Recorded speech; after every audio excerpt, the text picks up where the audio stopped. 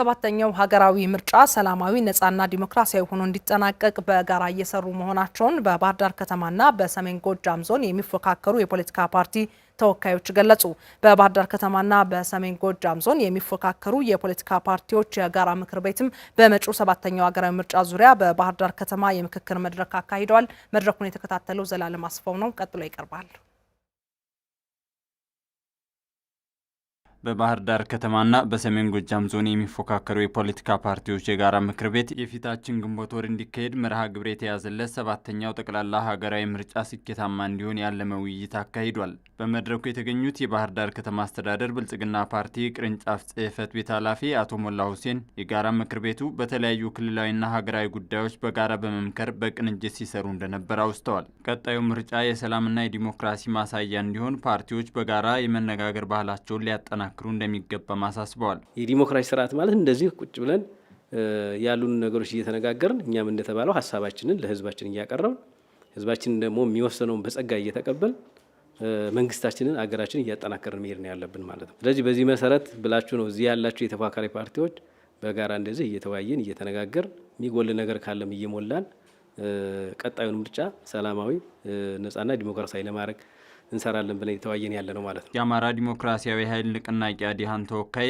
አቶ ይሄነው መስፍን በበኩላቸው ፓርቲያቸው ከአጥፊና ጠፊ ፖለቲካ በመውጣት ለዲሞክራሲያዊ ስርዓት ግንባታ አርአያ የሚሆን አሻራ ለማሳረፍ እየሰራ መሆኑን ተናግረዋል። አዲሃን ምርጫው ፍትሐዊ እንዲሆን ከገዢው ፓርቲም ሆነ ከሌሎች ተፎካካሪ ፓርቲዎች ጋር በትብብር እንደሚሰራ አረጋግጠዋል። ከዲሞክራሲ ስርዓት እየራቅን በሄድን ቁጥር ሀገራችን የግጭት አውድማ እየሆነች ትሄዳለች በሚል ይህንን ምህዳር ለመቀየር ቢያንስ የዲሞክራሲ ልምዳችን ለማሳደግ በምርጫ መሳተፍ አለብን።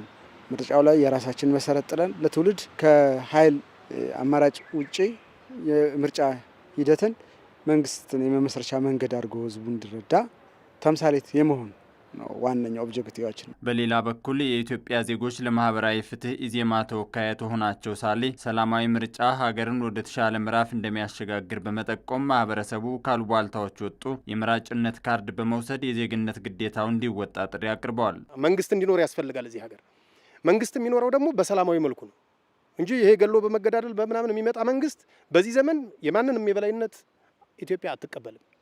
የማንንም የበላይነት ስለማትቀበል በሰላማዊ መልኩ በምርጫ የሚፈልገውን መንግስት የሚፈልገውን ፓርቲ መርጦ መንግስት ማድረግ አለበት። ያ መንግስት እንዲኖር ደግሞ ማህበረሰቡ በንቃት ካርድ ወስዶ ማስቀመጥ አለበት። በባህር ዳር ከተማና በሰሜን ጎጃም ዞን የሚፎካከሩ የፖለቲካ ፓርቲዎች የጋራ ምክር ቤት የብልጽግና ተወካይ አቶ ጊዜው ታከለ በምርጫ ክልሉ ምቹ የፖለቲካ ምህዳር እንዲኖርና ምርጫው ስኬታማ እንዲሆን በጋራ እየሰራ ነው ብለዋል። አሁን ያለውን የጸጥታ ሁኔታ የካርድ አወጣጥ ሂደት በቀጣይ ደግሞ እየተገናኘን የጋራ ምክር ቤቱን በምናደራጅበት እና እያጠናከርን በምንሄድበት አግባብ ተነጋገረናል። ለሚገጥሙን ችግሮችን ደግሞ የጋራ ምክር ቤቱ እየገመገመ አቅጣጫ እየሰጠ እንዲፈቱ በማድረግ በኩል እየተነጋገርን ያለ ነው። ስለዚህ ይሄ ምርጫ እንደ ክልልም አንድነት የምናመጣበት ምርጫው ሰላማዊ፣ ፍትሐዊ እና